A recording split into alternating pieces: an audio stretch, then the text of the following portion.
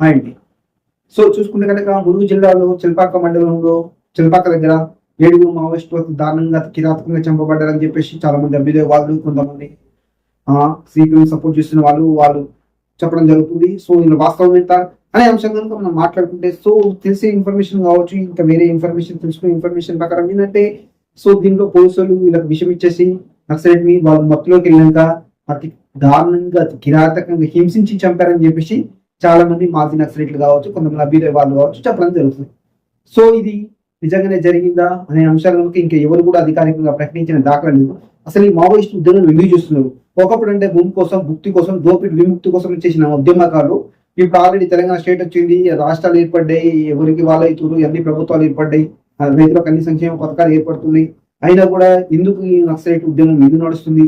So చూసుకుంటే కనుక literal గా మనం మాట్లాడుకుంటే అసలు ఈ నక్సలైట్ ఉద్యమం ఎందుకు చేస్తుంది అనే అంశాలను మనం మాట్లాడుకుంటే లిటరల్ కనుక గత గత మనకు వచ్చేసి మనకు స్వాతంత్రం వచ్చినాక భూస్వామ్య వ్యవస్థ అనే దాని మీద మాత్రం నక్సలైట్ విజయం సాధించారని చెప్పేసి మనం 100% చెప్పొచ్చు. భూస్వామ్య వ్యవస్థపై తిరుగుబాటు చేసేసి చాలా మంది పేదలకు భూమి పంచిన ఘనత 100% నక్సలైట్ అదే ఉన్నాయి. అది ఎవరో ఉన్నా కాదని ఇది మాత్రం 100% కరెక్ట్. సో అది వస్తున్న తరంలో తర్వాత కూడా కొంతమంది అక్రమంగా కొంతమంది ప్రజల్ని ఇబ్బంది పెట్టేసి భూములు గుంజుకోవడాలు అది కూడా నడిచింది. చాలా మంది కొంతమంది భూస్వామ్య వ్యవస్థ, దొరల వ్యవస్థ పేదల భూములు కుక్క పేరుతో నక్క పేరుతో రాపించుకొచ్చి పేదల భూములు గుంజుకుంటారని చెప్పేసి కూడా అప్పుడు కూడా నక్సలైట్ ఉద్యమం చాలా బలంగా నాడింది. సో ఆ టైంలోనే చాలా మంది ఉద్యమకారులు వచ్చి మన గద్రన కావచ్చు, చాలా మంది ఉద్యమకారులు కూడా రావడం జరిగింది. సో ఆ టైంలోనే కొంతమంది సీమాల ప్రభావం కూడా ఉండడం కావచ్చు, 100% సీమాల ప్రభావం నారాయణమూర్తి కావచ్చు, కొంతమంది మాదాల రంగారావు కావచ్చు, టీ కృష్ణ కావచ్చు, వీళ్ళందరూ విప్లవ స్ఫూర్తితో సినిమా తీసి జనాల్లో ఉత్తేజం నింపారని చెప్పేసి మనం మాట్లాడుకోవచ్చు. సో ఆ టైంలోనే కేవలం వచ్చేసి 80s 90s 2000s టైంలోనే ఎక్కువగా నక్సలైట్ ఉద్యమం బాగా బలంగా ఉందని చెప్పేసి మనం మాట్లాడుకోవచ్చు. సో అప్పుడు ఆ టైంలో వచ్చేసి మనకు నారాయణమూర్తి కావచ్చు, ఈ దాసనారాయణ కావచ్చు, ఆ టైంలో మనం నక్సల్ ప్రభావితంగా అంటే నక్సల్ ఉద్యమాన్ని సపోర్ట్ చేస్తూ 100% మాట్లాడుకోవచ్చు. నక్సల్ ఉద్యమాన్ని సపోర్ట్ చేస్తూ కూడా చాలా సినిమాలు కూడా తీయడం జరిగింది. సో ఈ సినిమాల వల్ల ప్రభావితమైరా లేకపోతే ఎర్రజెండా సాంగ్స్ ప్రభావితమైరా ఎవరు కూడా తెలియదు, కానీ 100% చాలా వాళ్ళలో కూడా నక్సలైట్ ఉద్యమంలో పోవడం జరిగింది. ఏం జరిగిందంటే వాళ్ళని వీళ్ళు కలుచుకుని వీళ్ళని వాళ్ళు కలుచుకుని తప్పించేసి ఈ పోలీసులకు నక్సలైట్లకి ఎక్కడ జరుగుతుంది, అసలు వీళ్ళిద్దరి మధ్య ఎందుకు గొడవ జరుగుతుంది, వీళ్ళిద్దరు ఎందుకు ఎన్కౌంటర్ చేసుకుంటారు అంటే ఇక్కడ జరిగిన విషయం ఏంటంటే నక్సలైట్ అనేవాడు ప్రభుత్వానికి వ్యతిరేకంగా ఉంటాడు, పోలీస్ అనేవాడు ప్రభుత్వానికి పనిచేస్తాడు. ఎందుకంటే పోలీసులు ప్రభుత్వ జీతం తీసుకుంటారు కాబట్టి ప్రభుత్వానికి అనుకూలంగా పనిచేస్తాడు. నక్సలైట్ అనేవాడు ఎవరు జీతం తీసుకోడు కాబట్టి ప్రజల కోసం ప్రజల పక్షాన్ని పనిచేస్తాడు. ఇక్కడే జరుగుతుంది మెయిన్ గా జరిగే టాపిక్ అంతా ఇక్కడ జరుగుతుంది. సో ఏదో ఒక అంశం మీద నక్సలైట్ ని రూపమాపాలని, నక్సలైట్ ని అంతం చేయాలని, నక్సలైట్ ని అసలు లేకుండా చేయాలని ఉద్దేశంతో గ్రేహౌండ్స్ దళాలని, ఆ దళాలు ఈ దళాలు భద్రతలని వేలు పంపించేసి వాళ్ళని అంతమందించడానికి ప్రయత్నం చేస్తున్నారు. సో వాళ్ళని అంతమందించడం అనేది నాకు తెలిసినంత వరకు అయితే అది సాధ్యంగా అని చెప్పేసి మనం అనుకోవచ్చు. సో ఇప్పుడు చూసుకుంటే ఇప్పుడు కొద్దిగా నక్సలైట్ ఉద్యమం తగ్గుముఖం పట్టింది, కానీ ఒకప్పుడు కనుక చూసుకుంటే 90s 80s లో మాత్రం ఉధృతంగా ఉండేది. చాలా మంది పేదవాళ్ళకు భూములు పంచిరు, పట్టాలు ఇచ్చిరు, పేదల కండదండ ఉన్నారు. చూసుకుంటే కనుక ఒకప్పుడు పని దోపిడి ఉండేది, శ్రమ దోపిడి అంటారు మనం, శ్రమ దోపిడి ఉండేది. 12 గంటలు 16 గంటలు ఇష్టం వచ్చినట్టు పని చేయించుకునేది. సో కేవలం మీరు నక్సలైట్ ఉద్యమం కొన్ని ఉద్యమాల వల్లనే వాళ్ళకు 8 గంటల 10 దినాలు కూడా రావడం జరిగింది. సో ఆ టైంలోనే దాన్ని సపోర్ట్ చేసుకుని సినిమాలు రావడం, జనాల్లోకి చైతన్యం తీసుకురావడం కూడా జరిగింది మనం మాట్లాడుకుంటే. సో అప్పుడు ఆ టైం అంటే బాగా రెస్పాన్స్ వచ్చేది అన్నారంటే చాలా ఊరు నల్గొండ కావచ్చు, సూర్యాపేట కావచ్చు, భద్రాద్రి కొత్తగూడెం కావచ్చు, మనకు ఈ బయ్యారం దగ్గర కావచ్చు, ములుగు జిల్లా కావచ్చు, ఇవన్నీ కూడా నక్సల్ ప్రభావిత ప్రాంతాలు 100% మాట్లాడుకుంటే. సో ఎక్కువ వచ్చేసి మనం బయ్యారం వచ్చేసి రామగుండాలని చెప్పేసి ఇక్కడ ఒకటి చూసుకున్నాడు, గుంజేడు దగ్గర కొత్తగూడ గుంజేడు దగ్గర చాలా మంది నక్సలైట్లు ఉండడం. సో వీళ్ళందరూ ఏంటంటే అక్కడ లోకల్ జరిగే వాటిని అక్కడ లోకల్ కూడా దోపిడీ చేస్తుంటే వాళ్ళని అరికట్టి ఆ పేదలకు న్యాయం జరిగేలా చూసే వాళ్ళే వీళ్ళు నిజమైన నక్సలైట్లు. సో అప్పట్లో మొత్తం అలానే జరిగింది. పేదల భూములు పోతున్నాయంటే నక్సలైట్లు అక్కడ ఉద్భవించి అక్కడికి వచ్చేవాళ్ళు. సో పేదల భూములు రక్షించేవాళ్ళు, ఆ భూములు మళ్ళీ పేదలకే అప్పగించేవాళ్ళు. సో వాళ్ళకి ఏంటంటే వాళ్ళకు ఒకటే ఒక లక్ష్యం ఉంటుంది, పేదలకు అన్యాయం జరుగుతుంది అనే లక్ష్యమే ఉంటుంది వాళ్ళకు. బట్ ఏంటంటే ఇక్కడ పోలీసులకు వచ్చేసి ఏంటంటే సో ప్రభుత్వానికి వ్యతిరేకంగా ఎవరు పనిచేసినా కూడా మనం దాన్ని విస్మరించాం. సో వాళ్ళని 100% తొక్కి పారేస్తామని చెప్పేసి పోలీసుల లక్ష్యాలు ఉంటాయి. సో వాళ్ళ లక్ష్యం వాళ్ళది, వీళ్ళ లక్ష్యం వీళ్ళది. బట్ ఏంటంటే ఇప్పుడు ప్రజెంట్ ఉన్న సిచ్యువేషన్ లో మాత్రం నాకు తెలిసిన వరకు అలాంటి దోపిడీ లేవు, అలాంటి ఇబ్బందులు లేవు. జనాలు ఎవరికి వాళ్ళు స్వేచ్ఛగా బతుకుతున్నారు, ఎవరిని ఎవరు ఇబ్బంది పెట్టట్లేదు. సో ప్రభుత్వాలు కూడా సజావుగా పనిచేస్తున్నాయి కొన్ని. అయినా కూడా ఇప్పుడు నక్సలైట్ రావాల్సిన అవసరం వచ్చింది, మళ్ళీ ఏం వేయాల్సిన అవసరం వచ్చింది అన్న అంశాలను మనం మాట్లాడుకుంటే, సో ముఖ్యంగా వచ్చేసి ఛత్తీస్గఢ్ కావచ్చు, ఛత్తీస్గఢ్లోని సుక్మా జిల్లా, బీజాపూర్, దంతెవాడ, మన ములుగు వచ్చేసి ఏటూరు నగరం, భూపాలపల్లి, ఇటు మనకు భద్రాద్రిపట్నం వచ్చేసి చర్ల మండలాలు, ఇవి ఎక్కువ నక్సలైట్స్ ప్రభావిత జిల్లాలు, ప్రభావిత ప్రాంతాలు మేము మాట్లాడుకోవచ్చు. సో ఇప్పటికి కూడా నక్సలైట్ ఉంటూరు.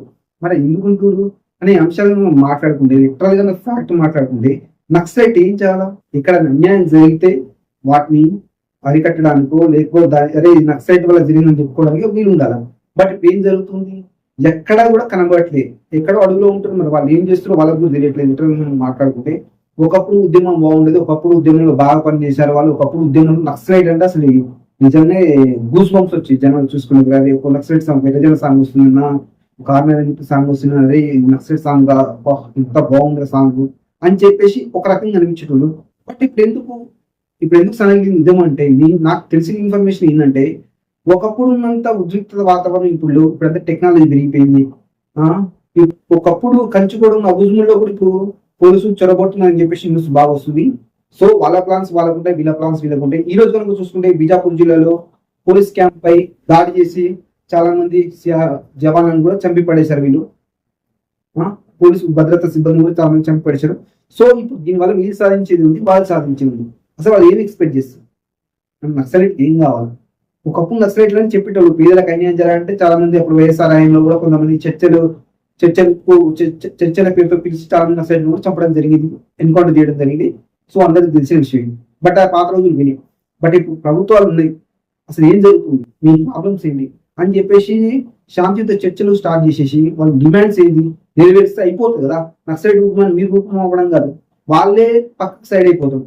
బట్ ఏంటంటే ఇప్పుడు వాళ్ళు చూసి వాళ్ళు ఏంటో మనం చూసుకుంటే లెటర్ ఒక 108 చేసిరు, మీరు ప్రజలకు ఇచ్చిన 6 గ్యారెంటీలు అమలు చేయట్లేదు. సో మీరు మా నక్సలైట్లను 7 అన్యాయంగా పొట్టన పెట్టుకురు, ఆహారం విషమించి చంపిరు అని చెప్పేసి వాళ్ళు చెప్పడం జరుగుతుంది. సో ఈ పరిస్థితి ఎందుకు వచ్చింది? వాళ్ళ డిమాండ్స్ ఏంటి, మీ డిమాండ్స్ ఏంటి, అసలు అందరు కూర్చొని ఒక చర్చ వస్తే అయిపోతుంది. సో ఇప్పటికి కూడా నక్సలైట్లు అనే వాళ్ళు అడుగులో ఉండడు, నాకు తెలిసిన నా వ్యక్తిగత అభిప్రాయం అనేది అడుగులో ఉండడు వేస్ట్. ఎందుకంటే చాలా క్రూరంగా మొత్తం జనాలనే ఉంది. సో మీరు జనాలు ఉండి జనాలకి ఏమైనా మంచి చేయాలంటే మీరు జనాలు ఉండి చేస్తేనే బెటర్ నాకు తెలిసినంత వరకు అయితే.